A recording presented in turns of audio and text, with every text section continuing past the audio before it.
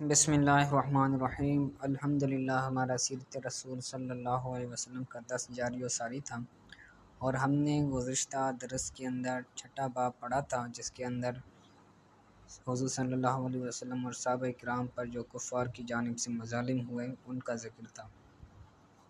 آج ساتواں باب پڑھ رہے ہیں، بائیکاٹ اور عام الحزن۔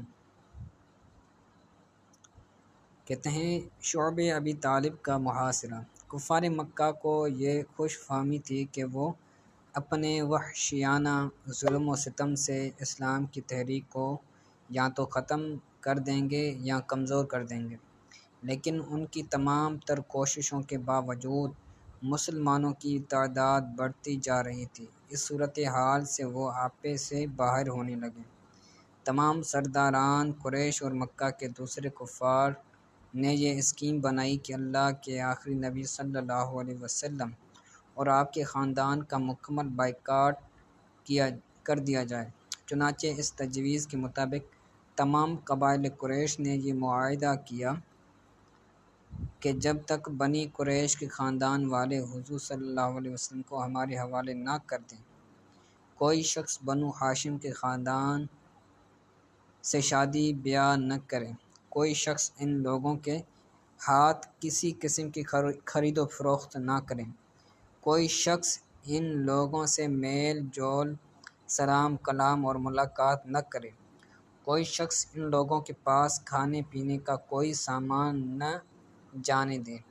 منصور بن اکرمہ نے اس معاہدہ کو لکھا اور تمام سرداران قریش نے اس پر دستخط کر کے اس دستاویز کو کعبہ کے اندر لٹکا دیا۔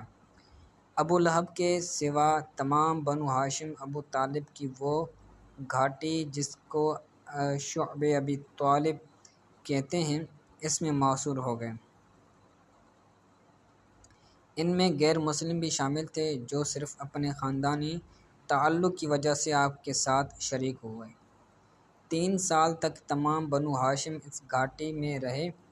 یہ 3 سال کا زمانہ اس قدر سخت تھا کہ بنو ہاشم درختوں کے پتے اور سوکھے چمڑے پکا پکا کر کھاتے تھے۔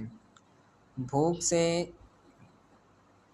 بلکتے ہوئے ننھے بچے اس قدر زور زور سے روتے کہ ان کی آوازیں دور دور تک سنائی دیتیں، مگر ان سخت دل کافروں نے ہر طرف سے گھاٹی پر پہرا بٹھایا ہوا تھا کہ کھانے پینے کی کوئی شے اندر نہ پہنچے۔ 3 سال اسی حالت میں گزر گئے تو اللہ کریم نے اپنے حبیب صلی اللہ علیہ وسلم کو خبر دی کہ اس معاہدے کو دیمک اس طرح چاٹ گئی کہ خدا کے نام کے سوا اس میں کچھ باقی نہیں رہا۔ آپ نے یہ خبر ابو طالب کو دی۔ اس نے کفار قریش کو جا کر کہا، ایک گروہ قریش، میرے بھتیجے نے مجھ کو اس طرح خبر دی ہے، تم اپنا معاہدہ لاؤ، اگر یہ خبر صحیح نکلی تو تم اس ظلم و سختی سے باز آؤ، اور اگر غلط نکلی تو میں اپنے بھتیجے کو تمہارے حوالے کر دوں گا۔ وہ اس پر راضی ہو گئے، اور جب جا کر دیکھا تو ان کے ہوش اڑ گئے کہ جیسے آپ نے ارشاد فرمایا تھا حرف بحرف اسی طرح معاملہ تھا، یعنی وہ جو معاہدہ لکھا ہوا تھا دستاویز پر وہ دیمک کھا چکا تھا۔ عام الحزن یعنی غم کا سال۔